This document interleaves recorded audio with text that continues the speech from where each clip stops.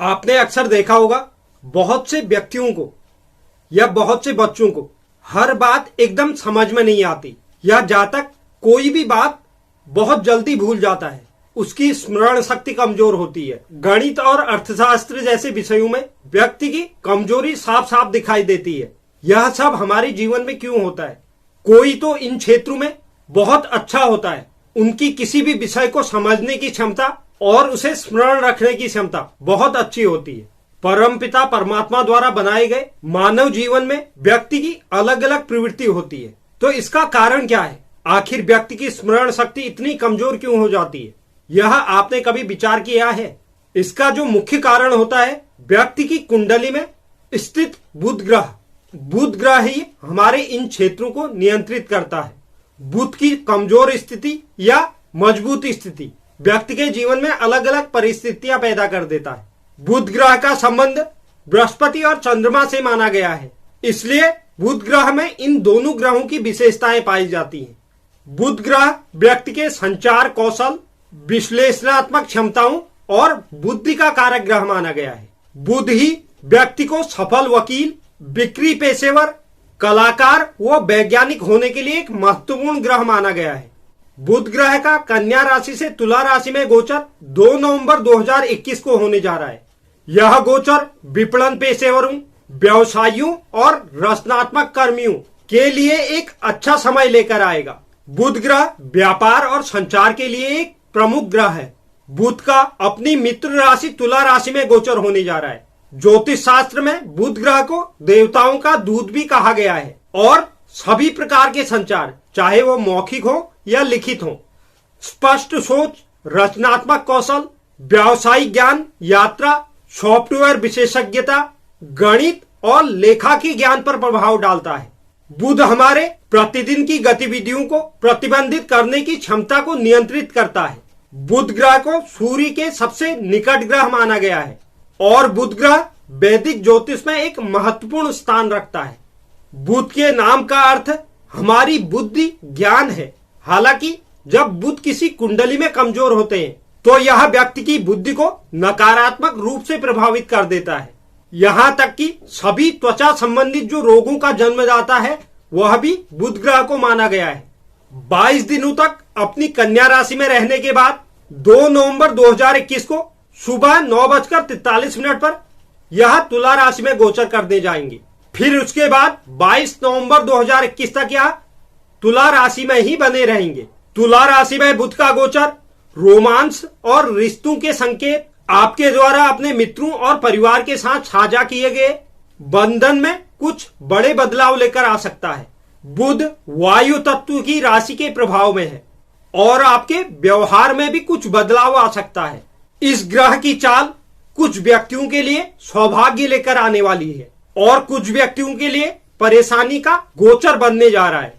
तो बुध के इस तुला राशि में गोचर से हमारी जो 12 राशियां हैं वह किस प्रकार प्रभावित होंगी, उसमें से आज की वीडियो में हम प्रथम की 6 राशियों के बारे में, जिसमें मेष, वृष, मिथुन, कर्क, सिंह, कन्या, इन 6 राशियों के बारे में हम आज की वीडियो में चर्चा करेंगे। बाकी बची हुई 6 राशियों के बारे में हम कल की वीडियो में चर्चा करेंगे। तो वीडियो की शुरुआत करने से पहले अगर कोई दर्शक चैनल पर नए हैं तो चैनल को आप जरूर सब्सक्राइब कीजिए, साथ ही साथ बेल नोटिफिकेशन भी ऑन कर लीजिए, जिससे चैनल पर अपलोड होने वाली हर एक वीडियो का नोटिफिकेशन आपके पास सबसे पहले पहुंचे। तो चलिए शुरुआत करते हैं आज की अपनी प्रथम राशि मेष राशि से। मेष राशि के लिए बुध साझेदारी के 7वें भाव में गोचर करने जा रहे हैं। पेशेवर रूप से मेष राशि के जातकों को इस समय अवधि में पर्याप्त अवसर प्राप्त होंगे। भविष्य में बेहतर परिणामों के लिए अंतिम निर्णय लेने से पहले चीजों का आकलन करने की आपको आवश्यकता होगी। इसके अलावा बुध मेष राशि के लिए 3रे और 6ठे भाव के भी स्वामी होते हैं। 3रे भाव से हम पराक्रम को देखते हैं, जबकि 6ठे भाव से हम रोग, ऋण, रिपु को देखते हैं। इस अवधि में आपको यात्रा के कुछ अचानक से अवसर बन सकते हैं। यह गोचर आपको कलात्मक रूप से संवाद देने में भी मदद करेगा। इस समय अवधि में आप अपने विचारों को व्यवस्थित करें और अपने संचार कौशल से दूसरों को प्रभावित करने की कोशिश करें। इस समय अवधि में आप कोई नया व्यापार या उद्यम खोल सकते हैं। आपके घर में आपके भाई या बहन की शादी तय हो सकती है या हो सकती है। कानूनी मामलों के लिए यह समय अवधि आपके लिए अच्छी नहीं है। इस समय अवधि में आपको कानूनी मामलों में हार का सामना करना पड़ सकता है और इस समय अवधि में आप फिजूल खर्ची भी कर सकते हैं। बुध के इस गोचर की अवधि में आपको आक्रामकता से बचना है, यह आपके लिए अच्छा नहीं होगा।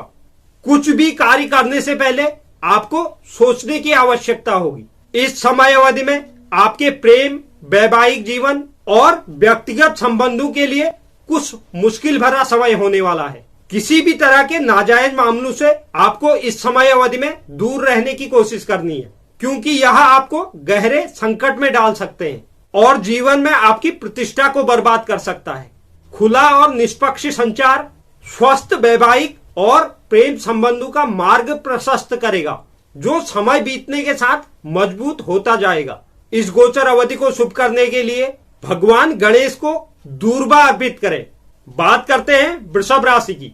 वृषभ राशि के लिए बुध दूसरे और पांचवें भाव के स्वामी होते हैं। इस गोचर की अवधि में रोग, ऋण, रिपु के छठे भाव में बुध का गोचर होने जा रहा है। व्यावसायिक रूप से बुध का यह गोचर वृषभ राशि के जातकों के करियर को उन्मुख बनाने वाला है। हालांकि आपको अपने व्यावसायिक उद्देश्यों को प्राप्त करने के लिए अधिक मेहनत करनी होगी। इस समय अवधि में आप एक मजबूत जीवन का निर्माण करेंगे। व्यावसायिक रूप से यदि आप नौकरी में एक पहचान प्राप्त करना चाहते हैं तो आपको अपनी रचनात्मकता और आविष्कारशील क्षमताओं पर कार्य करना होगा और प्रतिस्पर्धा से अलग खड़े होने का प्रयास करना होगा। ईमानदारी और सत्यनिष्ठा आपके पेशेवर जीवन को शुभ परिणाम देगी। व्यक्तिगत रूप से बुध का यह गोचर आपके सेहत में अचानक से कुछ बदलाव लेकर आएगा। आपके खर्च में भी कुछ अप्रत्याशित वृद्धि हो सकती है और इस समय अवधि में जो बचत होगी वह भी कम होगी। परिवार और प्रेम संबंधों को बनाए रखने के लिए भी आपके लिए यह समय कठिन साबित होगा।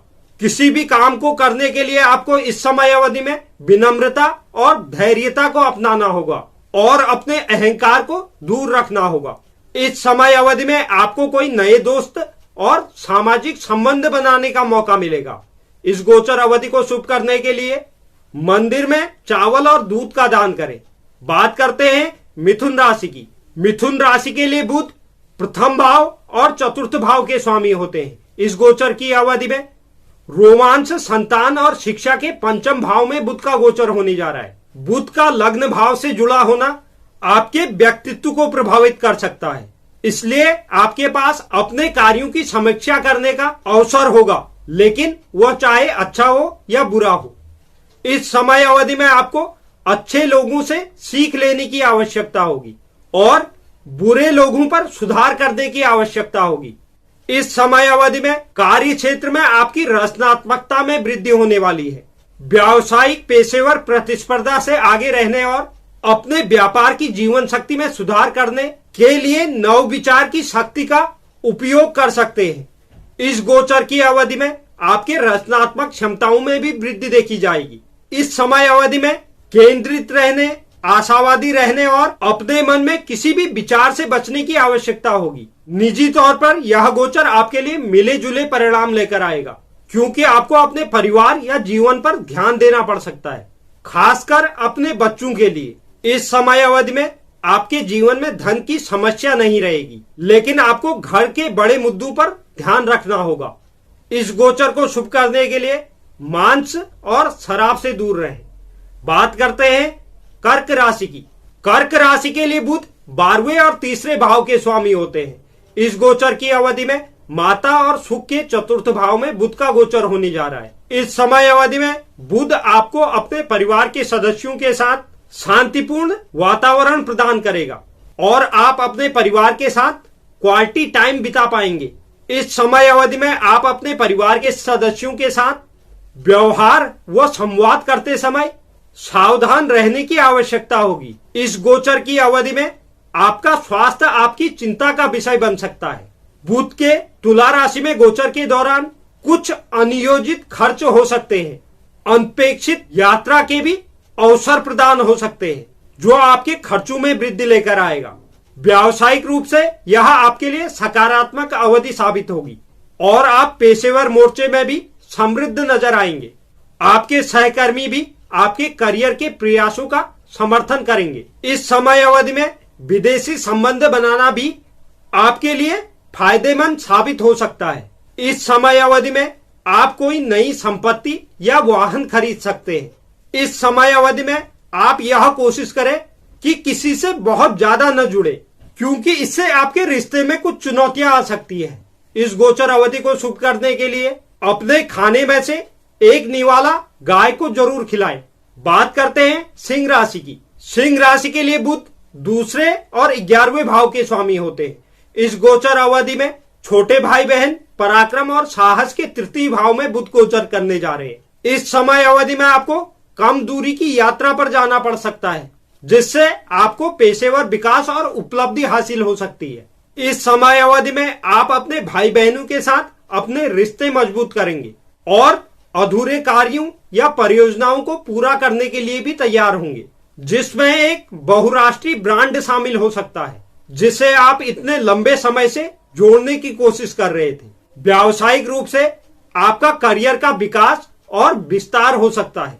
आप इस अवधि के दौरान अपनी बुद्धि और रचनात्मकता से प्रेरित होंगे। आपको अपने पेशेवर जीवन में भी पहचान मिलेगी, लेकिन आपको इस समय अवधि के दौरान अपने सहकर्मियों के साथ अच्छा व्यवहार करना होगा। अगर आप यह नहीं करते तो आपके करियर में वृद्धि में बाधा आ सकती है। व्यक्तिगत रूप से बुध का यह गोचर आपके पिता के साथ आपकी कुछ चिंताएं लेकर आ सकता है, क्योंकि इस समय अवधि में आपको अपने पिता के स्वास्थ्य से संबंधित समस्याओं से परेशान होना पड़ सकता है। प्रेम जीवन में भी कुछ आपको समस्याएं उत्पन्न हो सकती हैं। इस गोचर अवधि को शुभ करने के लिए ओम बुंग बुधाय नमः मंत्र का नित्य 108 बार जाप करें। बात करते हैं आज की अपनी अंतिम राशि कन्या राशि की। कन्या राशि के लिए बुध पहले भाव और 10वें भाव के स्वामी होते हैं। इस गोचर की अवधि में वाणी, कुटुंब और धन के द्वितीय भाव में बुध गोचर करने जा रहे हैं। यह अवधि घरेलू वातावरण में कुछ चुनौतियां लेकर आ सकती है और बेहतर जानकारी वाले निर्णय लेने के लिए स्थिति के गहन विश्लेषण की मांग करेगी। व्यावसायिक रूप से भी इस अवधि में आपकी वाणी में कुछ खराबी आ सकती है, इसलिए आपको इस समय अवधि के दौरान कार्यस्थल पर अपने वरिष्ठों और सहकर्मियों से संवाद करते वक्त सतर्क होने की आवश्यकता होगी। व्यक्तिगत मोर्चे पर आपका अहंकार आपके प्यार और पारिवारिक संबंधों से बड़ा नहीं होना चाहिए। इस समय अवधि में आप धन की अच्छी मात्रा प्राप्त करेंगे। अगर हम स्वास्थ्य की बात करें तो इस समय अवधि में आपका स्वास्थ्य भी उत्तम रहेगा। इस गोचर अवधि को शुभ करने के लिए बुध के बीज मंत्रों का नित्य जाप कीजिए। तो यह था बुध का तुला राशि में गोचर, जिससे हमारी प्रथम की 6 राशियां प्रभावित होने जा रही हैं। उम्मीद करता हूं आपको यह जानकारी पसंद आई होगी। जो भी दर्शक चैनल पर रहे हैं, चैनल को आप जरूर सब्सक्राइब कीजिए, साथ ही साथ बेल नोटिफिकेशन भी ऑन कर लीजिए, जिससे चैनल पर अपलोड होने वाली हर एक वीडियो का नोटिफिकेशन आपके पास सबसे पहले पहुंचे। साथ ही साथ वीडियो को लाइक कीजिए, शेयर कीजिए और कमेंट बॉक्स में आप अपनी राय भी जरूर लिखें। धन्यवाद।